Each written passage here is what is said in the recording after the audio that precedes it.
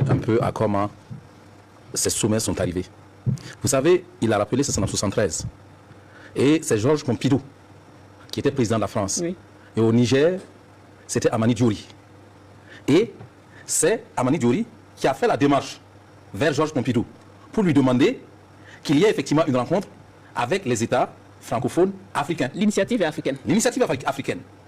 Mais vous savez aussi une chose, les Français savent se faire appeler, susciter effectivement la demande. Donc c'est une stratégie. Mais dans la réalité, c'est nous qui sommes allés, même si ça a été suscité.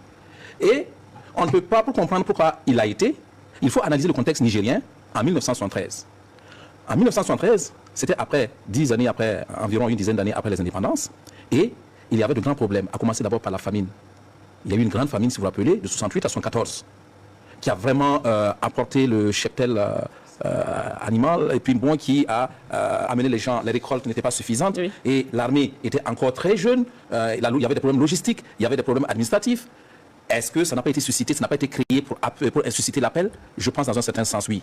Et donc les sommets, c'était l'opportunité d'aller faire des courbettes et demander l'appui en matière sécuritaire, en matière alimentaire. Et vous savez ce que c'est que, dans quoi on mettait l'aide.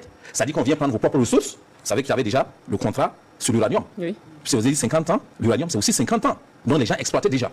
Donc on prend seulement le rapport de Kakou, c'est-à-dire 1% de ce qu'on vous vole, et on vous le ramène sous forme effectivement d'aide. Et les autres pays ayant observé ça, sont tous allés.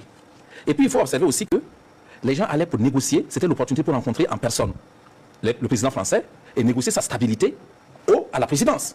Donc c'était ça. Donc ce que ça a pu apporter à l'Afrique, c'est simplement l'opportunité à la France de l'exploiter, de pouvoir se présenter comme le pays qui les sauve, et de donner encore l'opportunité de faire en sorte qu'en utilisant la francophonie, parce que c'est ça le précaré français, oui.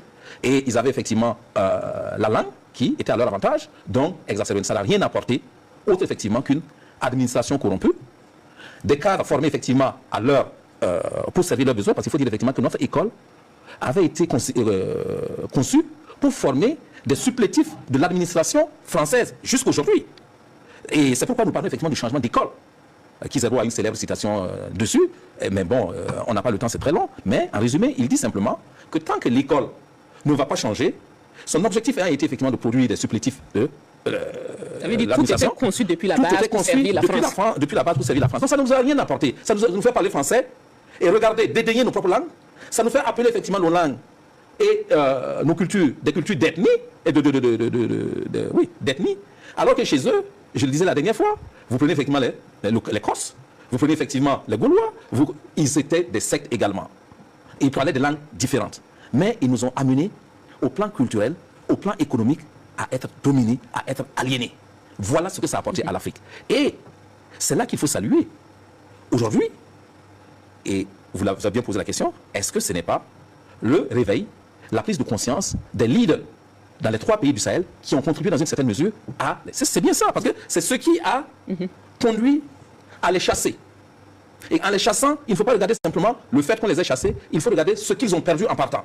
Ce qu'ils ont perdu en partant, c'est les marchés de droit. C'est le contrôle économique direct. C'est utiliser effectivement le CFA et le fonds de garantie qui était déposé, nous enlever une grosse partie des fonds que nous pouvions avoir pour investir. Nous les récupérons. Et puis même si nous faisons dans une certaine mesure du troc, dans certaines situations, alors ce troc nous avantage. Parce que ça nous permet d'aller acheter des devises françaises pour tout ce que nous... Et nous ne perdions pas seulement en devises, nous perdions aussi en temps de réception effectivement de nos commandes. Nous avons l'opportunité aussi d'éviter de faire bloquer nos commandes. Tout ça, et ça fait un manque à gagner colossal pour la France. Et c'est ce manque à gagner qui a contribué dans une certaine mesure à aggraver effectivement leur déficit qui les a portés aujourd'hui à près de 3 750 milliards. Hyper endettés. Donc voilà, ça leur a apporté une dette par la fin. Et cette dette qui les amène à courir, à crier hey, hey dans le monde, à danser dans le monde pour chercher effectivement des solutions. Alors, docteur...